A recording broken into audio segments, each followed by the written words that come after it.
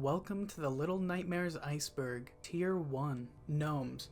While wandering the maw, you'll come across a lot of these gnomes, little creatures that run away from you whenever you get close. And while in the main game they may not seem very significant, in the DLC that changes. The Secrets of the Maw is a set of 3 DLCs that revolve around the Runaway Kid. You play as this runaway kid trying to escape the maw, and in this DLC, you'll come across a lot more gnomes than normal. At one point, they all gather around you, not running away. If you closely look, not at the gnomes, but their shadows, there's something pretty sad. Yeah, those are shadows of children. These gnomes were never anything creepy or harmful. They were just kids. What's worse though is that the runaway kid ends up getting turned into one of these gnomes at the end of the DLC. Post-credit cutscenes. There's a secret ending you can get in Little Nightmares 1 after finishing the Residence DLC, the third and last part of the Runaway Kid series of DLCs. As the credits roll, you may notice that the text looks a bit different from normal, and there's a reason for this. It ends up zooming out, revealing that it's all on a TV. Right before cutting to black, we get an image of the Thin Man from Little Nightmares 2 on the screen, which connects to the next entry of Little Nightmares 2 Secret Ending. This secret ending makes a lot more sense in my opinion. Sure, the ending for 1 is mainly to just hint at the new important character, the Thin Man, but the secret ending of 2 confirms that Little Nightmares 2 is in fact a prequel to 1. In the ending, 6 pops out of a very similar looking TV to the last secret ending, and after standing up, a massive shadow of 6 appears. DarkSix appears as well, standing in front of the normal version of herself. They end up turning to their left and seeing an advertisement for the maw on the floor. Then they disappear into thin air and you hear a growling from 6, as if they're hungry.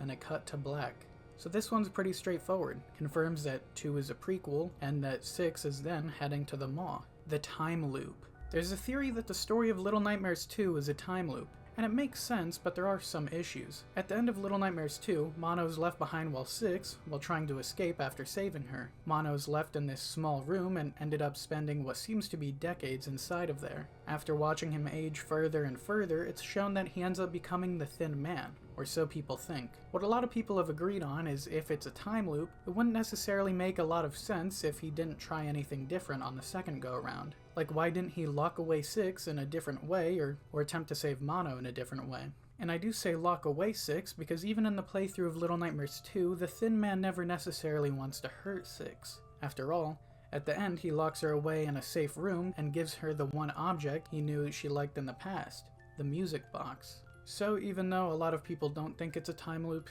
it is very heavily implied. Tier 3, Hunger Game. The original title for Little Nightmares was simply Hunger, and for the plot of Little Nightmares, sure, this makes sense. 6 is completely influenced by her hunger, and it kind of guides her throughout the game. Sure, both Hunger and Little Nightmares are good titles for the game, but, well, if you look up Hunger Game on Google, you'll get the book and movie franchise instead. Plus, Little Nightmares also fits the lore with it all being inside of people's dreams.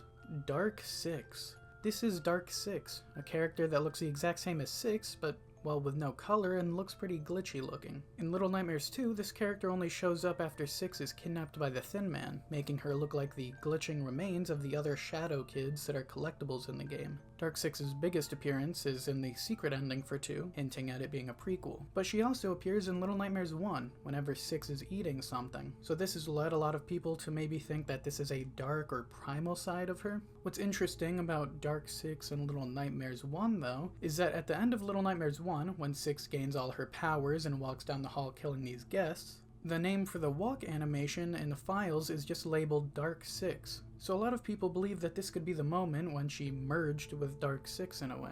Chef's masks. It's pretty obvious that the chefs in Little Nightmares 1 have something under their skin. They're constantly grabbing at it. And if you look at the animation in the files, yeah, you can see something underneath there. It really does look like a mask.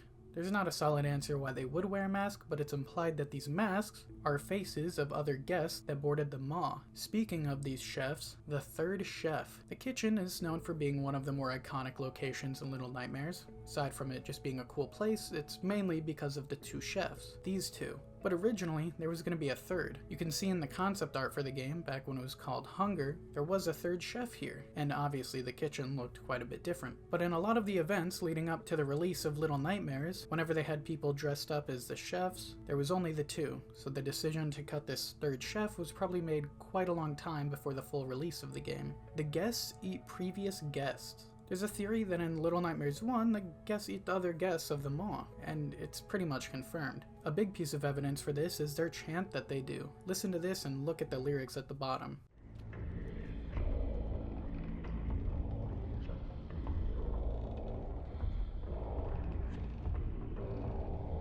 Sure, not all of the lyrics at the bottom I can hear, but the "go and chop me up" is for sure clear. And at one point, you can see a silhouette of a guest getting chopped up in the area where they prepare food. Honestly, with how much the guests eat, I really don't think they care what they're eating. As long as it's prepared and in front of them, they'll consume it. Tier 4. The lady has a child. It's shown in some paintings in Little Nightmares 1. The lady, the main villain of the first game, may have a child. A lot of people reasonably believe that this is Six, or was meant to be Six, and I mean, you know, she is wearing a yellow raincoat and has similar looking hair, but there's two theories that are pretty intriguing about who this may be. The first one being that it could be the granny from the Runaway DLC. Not a whole lot of evidence supporting that one, just that they are another female character, but the devs did end up confirming that this wasn't Six. So what a lot of people have agreed on, although it's not confirmed, is that this is the main character of Very Little Nightmares, the mobile game, that also wears a yellow raincoat and looks a lot like Six. Still not confirmed, but that's most likely who's in the painting.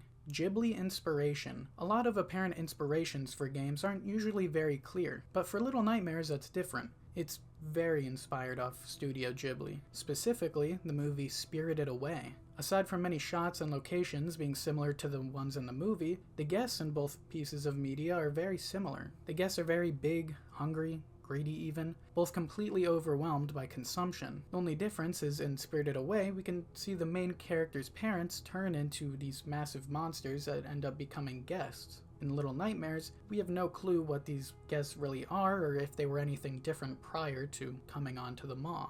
This game is very inspired off of Spirited Away.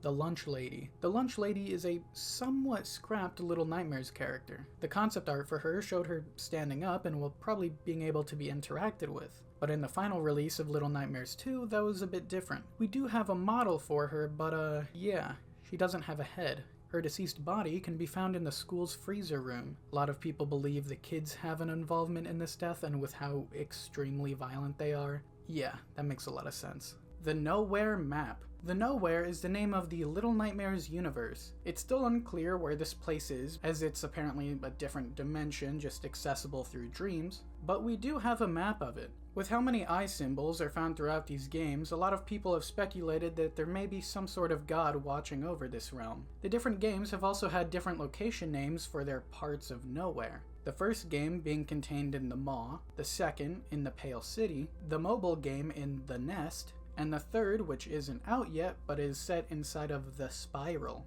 There's not a for sure accurate depiction of where these locations are on the map of Nowhere, but a popular fan one that a lot of people have agreed on is this. I sort of doubt we'll get an accurate map in Little Nightmares 3, as the whole franchise is about being as vague as possible about seemingly everything, but who knows, maybe we will. If we don't, it just adds to the mystery. Static. Static is the name of another game made by Tarsier Studios, the makers of Little Nightmares. It was a VR puzzle game where you had this device stuck to your arms and you had to, solve puzzles around it. Well, this device ended up making its way onto the Maw.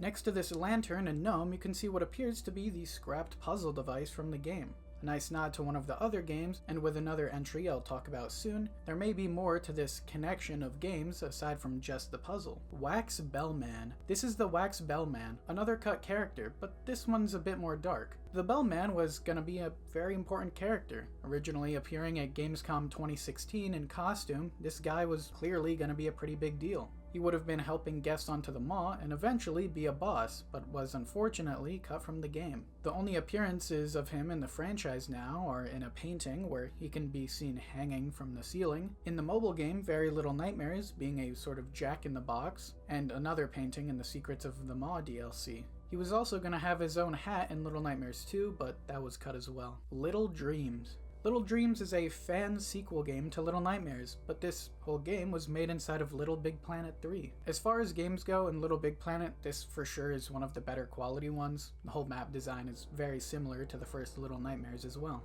Tier 5. Dr. No. This is Dr. No. All we know about this character is his name from the files. and that we can't see his face. A lot of people believe that this could be the same Doctor from Tarsiers' VR game Static that I mentioned earlier. Although the Doctor in Static is named Dr. InGen, he also hides his face. In that game, the Doctor also mentioned something about the main character having a raincoat, and some of the same music in Static is also used in the TVs for Little Nightmares 2.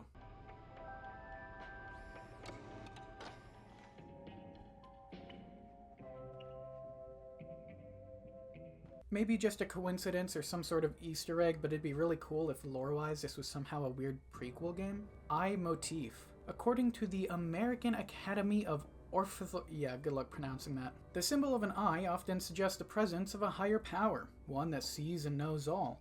And this fits into Little Nightmares. The fact that the signal tower exists at all is proof that some sort of being that could see everything isn't completely out of the question. Aside from the eyes in Little Nightmares often acting as traps, they're also seen around the game, whether it just be in drawings or, well, eldritch beings. I believe if the eyes aren't hinting to the signal tower, they are hinting to something in the nowhere that can see your every move. Six has been to the school before. In the deluxe edition of Little Nightmares 2, you get an art book, and in this book, there's a page that shows Mono and 5 other children. Now, Mono as a word just means one, being a prefix, like monotone, monochrome, you get the idea. So Mono being number 1, then in this order, the last one would be 6. And yeah, it does look a lot like her. So we know this is most likely 6. And if this is 6, well, there's a painting of her in the school. So I guess it doesn't fully confirm that she was there, but I mean, if a painting of you is in a school, most likely. Moths. This is the moth, a somewhat cut enemy from Little Nightmares 2.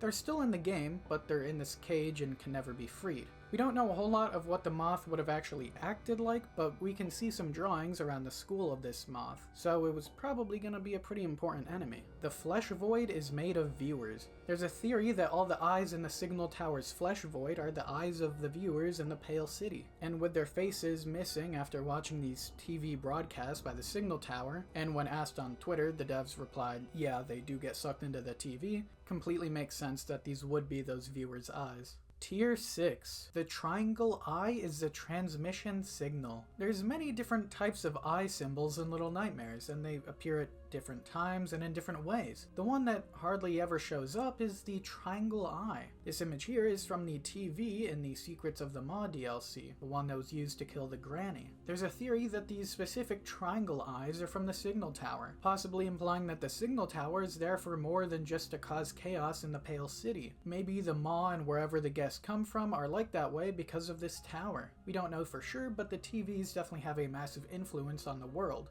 And if these triangle eyes are specifically from the tower, just in time to kill the granny, who knows what else in Little Nightmares games have been influenced by the tower. Non-hostile adults. Adults in Little Nightmares are, well, always hostile. There's not a clear answer as to why they are. Some theories are that the signal tower may have corrupted normal adults, turning them into these monsters, or maybe they simply just grew up in a harsh world and became these crazy, violent versions of themselves. No matter what turned some adults bad, I find it all that we haven't come across any normal adults. That was until the Little Nightmares 3 trailer. We see what seems to be statued remains of normal adults, so maybe in that game we'll actually find out what happened. Monster Baby came from the Pale City. The Monster Baby is one of the few enemies we know anything about in Little Nightmares 3. Since the game hasn't come out yet, all we know is that there is a massive baby that has an eye that acts similar to the eye puzzles in Little Nightmares 1, where if you're in its sight for too long, it'll kill you. What's interesting about this enemy though is that it was going to be an enemy in Little Nightmares 2, but was cut due to time restrictions and the age rating for the game. The original concept art shows it standing multiple buildings tall, towering over what seems to be the Pale City. So, even though it was cut from Little Nightmares 2, its origins, I'd say at least lore-wise, may still originate from the Pale City. Tier 7.